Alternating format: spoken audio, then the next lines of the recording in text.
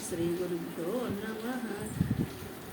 शुक्लाम्बरधरं विष्णुं शशिवर्णं चतुर्भुजं प्रसन्नवदनं ध्याये सर्वविघ्नोपशान्तये।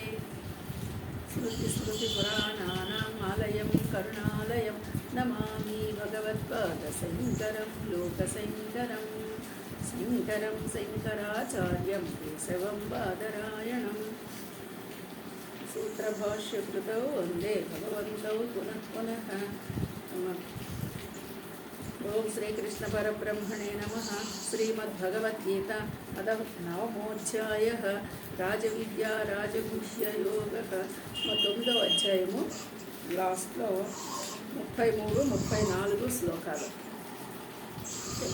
కిం పునర్బ్రహ్మ 33-34 శ్లోకాలు. किं पुनर्ब्रह्मणा पुण्य भक्ता राजर्षयस्तथा अनित्यमसुखं लोकमिमं प्राप्य भजस्व मां. ఇక్కడ చూడండి, పుణ్యాత్ములైన పుణ్య బ్రాహ్మణ అన్నాడు, అంటే బ్రాహ్మణులను అట్లే తథా. ఇక్కడ కిం పునర్బ్రాహ్మణ పుణ్య భక్త రాజర్ష తథా అంటే రాజులలో ఋషులు, అలాగే పుణ్యాత్ములైనటువంటి బ్రాహ్మణులు అంటున్నాడు. వీరు భగవంతుని శరణు పొందినచో పరమ పదమును పొందుదురు. ఈ విషయమే మనకి చెప్తున్నారు. కిం పునః చెప్పవలసినది ఏంటి? ఇక్కడ చూడండి, మనము చాలాసార్లు అనుకున్నాము పుణ్యాత్ములైనటువంటి బ్రాహ్మణులు అంటే, ఇక్కడ బ్రాహ్మణులు అంటే కులానికి సంబంధించి కాదు, బ్రహ్మ జ్ఞానాన్ని తెలుసుకున్నవాడు బ్రాహ్మణుడు. అది ఒకటి బాగా గుర్తుపెట్టుకోవాలి. అలాగే రాజర్షులు, రాజులుగా దేశాన్ని పరిపాలన చేస్తూ చక్రవర్తులుగా ఉండి కూడా ఋషుల్లాగా జీవించిన వాళ్ళు రాజర్షులు. అలాంటి వాళ్ళు వీళ్ళందరూ భక్తులు, నిజంగా వారే భక్తులు. వీరు భగవంతుని శరణు పొందినచో, మళ్ళీ ఇక్కడ ఏం చెప్తున్నాడు? భగవంతుని శరణు పొందమంటున్నాడు. వాళ్ళు పరమ పదముని పొందుదురు. భగవంతుడు అనే చెప్తున్నాడు, కానీ ఇక్కడ చూడండి, అర్జునుడికి చెప్పవలసి వచ్చినప్పుడు నన్ను నన్ను అంటున్నాడు. ఇక్కడ భక్తులు అనేటప్పటికీ భగవంతుడు అంటున్నాడు. చిన్న మెలికి ఎందుకు పెట్టాడు? అర్జునుడు చెప్పేటప్పుడేమో నన్ను తెలుసుకో అని, ఇక్కడ భక్తులకేమో పరమాత్మ అంటే ఈ భక్తుడు ఎంతసేపు పరమాత్మ వేరుగా ఉన్నాడన్న భావనతోనే ఉంటున్నాడు. పరమాత్మ నీవే అని తెలుసుకునే స్థితికి రావాలి కదా. అందుకు చెప్పవలసింది ఇంకా ఏముందంటే, అలాగే అసుఖం సుఖరహితమైనటువంటి అనిత్యం క్షణభంగురమైనను దుర్లభమైన ఈ లోకం మనుష్యలోకము మనుష్య శరీరమును ప్రాప్య పొంది నిరంతరము నన్ను భజింపుము. ఇప్పుడు ఇది తెలుసుకోలేకపోతే గనక, ఇక్కడ పరమాత్మని పొందడం అనేది తెలుసుకోలేకపోతే మళ్ళీ ఈ సుఖాలకి, ఎక్కడైతే సుఖము లేకపోవడము, అనిత్యము ఈ క్షణభంగురమైనటువంటి దేహము, దీనికోసము మళ్ళీ మనుషులోకములో మనుషులు శరీరాన్ని పొంది మళ్ళీ ఇక్కడే నన్ను తెలుసుకోకపోతే మళ్ళీ ఇక్కడ తిరిగి ఇక్కడే పొందుతారయ్యా. నిరంతరము నన్ను మళ్ళీ భజించు, నన్నే పూజించు, తెలుసుకో. ఇక్కడ భజించడం అంటే నన్ను తెలుసుకో, నేను తప్ప మరొకటి లేదనే భావనకి నువ్వు రా అని చెప్తున్నారు. ఇక అంటే రాజర్షులు బ్రాహ్మణులు వీళ్ళైతే తెలుసుకొని నన్ను పొందుతారు, కానీ తెలుసుకోలేని సామాన్యుడు అని అక్కడ చెప్తున్న విషయం అది.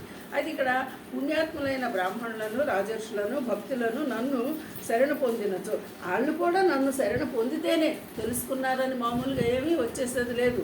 అలాగే ఈ పరమపదమును చేరుదురు. కానీ మానవ శరీరము క్షణభంగురమైన ఈ మానవ శరీరంలో ఈ సుఖాలకి అలవాటు పడిపోయి ఈ సుఖాలనే మళ్ళీ అనుభవిస్తూ ఈ నిరంతరము ఇలాగే ఉన్నవాడు మళ్ళీ మానవుడుగానే జన్మించే అవకాశం ఉంటుంది. కాబట్టి ఒకవేళ మళ్ళీ వచ్చినా నన్ను తెలుసుకొని నన్నే ధ్యానించు, అప్పుడు మళ్ళీ నన్నే భజించు. తర్వాత శ్లోకం అది, మన్మన భవ మద్భక్తో మాజీ మాం నమస్కురు మామే వైశ్యస్య యుక్వేవం ఆత్మానం మత్పరాయణ. మన్మన భవ మద్భక్త మధ్యాజి మాం నమస్కురు మాం ఏవ ఏషస్య యుక్త్వా ఏవం ఆత్మానం మత్పరాయణ. మత్పరాయణ. ఇప్పుడు ఇలా ఇలా ఎలా తెలుస్తుంది వీళ్ళు? మన్మన అంటే నాయందు మనసు కలవాడవు. నువ్వు మళ్ళీ మళ్ళీ ఏ శరీరాన్ని పొందినా సరే నాయందే మనసు కలవాడవు అవును. అలాగే మద్భక్త నా భక్తుడివే అవు. అలాగే మధ్యాజి నన్నే పూజించేవాడు. ఇక్కడ నన్ను నన్ను అని చెప్తున్నాడు చూడండి. అక్కడేమో పరమాత్మను తెలుసుకొని శరణన్నాడు, ఇప్పుడు నన్ను అంటున్నాడు. ఇక్కడ నన్ను అంటే నీ యందు ఉన్న నన్ను తెలుసుకుని భవ అంటే ఆగు, నన్ను నా అంటే నన్ను నాకు నమస్కరింపుము. ఇప్పుడు ఎవరికి నువ్వు నమస్కరించాలి? నాకు నమస్కరించు.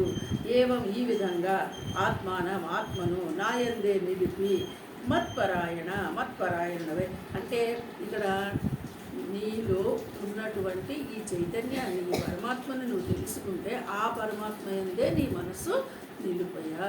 అదే నువ్వు గుర్తించు. మత్పరాయణుడు అంటే నా వాడివైపోయి. అలాగే మాం ఏవా నన్నే పొందవు. అప్పుడు నువ్వేమవుతావు? నన్నే పొందుతావు. అంటే తనని పొందితే ఏమవుతుంది? మళ్ళీ తిరిగి వచ్చే అవకాశము లేదు. తెలుసుకునేదాకా ఒక స్టేజ్ చెప్తున్నాడు. ఒకవేళ తెలుసుకోలేదు మళ్ళీ ఏ శరీరాన్ని తీసుకున్నా నన్నే పొందు. అంటే నీ అందే నా మనసును లగ్నం నా యందే నీ మనసును లగ్నం చేయము. నా భక్తుడు కమ్ము, నన్నే పూజింపుము, నాకు నమస్కరింపుము.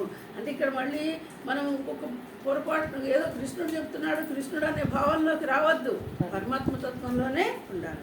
అది కాబట్టి ఆ విధంగా ఆత్మను నాయందే నిలిపి నువ్వు ఆత్మను నిలపగలిగితే నన్నే భజించినచో నీవు నన్ను పొందగలవు. నన్నే పొందగలవు, ఇంకా వేరొకటే లేదంటే వేరే దేహాన్ని ఎక్కడా తీసుకునే అవకాశము లేదు. నన్నే పొందుతావు అని మనకి ఈ విధంగా మనం 9వ అధ్యాయము. ఈ 9వ అధ్యాయము చాలా కష్టతరం అంటే కొంచెము గుహ్యము అని చెప్పాడు కదా, రహస్యం ఆ రహస్యమే కష్టం. నన్నే పొందుతావు, నన్నే తెలుసుకుంటావు, నేనే అంటే ఇక్కడ ఎంతసేపు మనకి ఎవరో అనుకుంటాం. కానీ నీలో ఉన్న పరమాత్మను అనేది రహస్యం. ఆ రహస్యాన్ని ఛేదించగలిగిన వాడు నన్నే పొందుతాడు, నన్ను చేరగలుగుతాడు. హరి ఓం.